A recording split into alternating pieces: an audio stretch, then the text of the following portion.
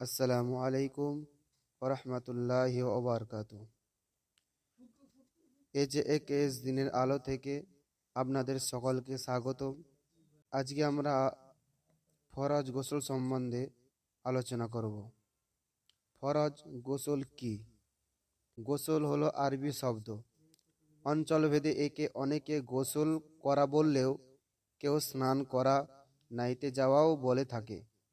তবে আরবি গোসল শব্দের অর্থ হচ্ছে পুরো শরীর ধোয়া, আর ইসলামিক শরীয়তের পরিভাষায় পবিত্রতা ও আল্লাহর নৈকট্য পাওয়ার উদ্দেশ্যে পবিত্র পানি দ্বারা পুরো শরীর ধোয়াকে গোসল বলা হয়।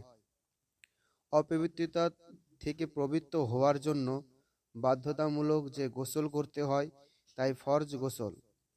তিনটি অবস্থায় এ গোসল ফরজ হয়। এ অবস্থায় গোসল না করলে অপবিত্র থাকতে হয়। পবিত্রতার ফজিলত ও উপকারিতা অনেক।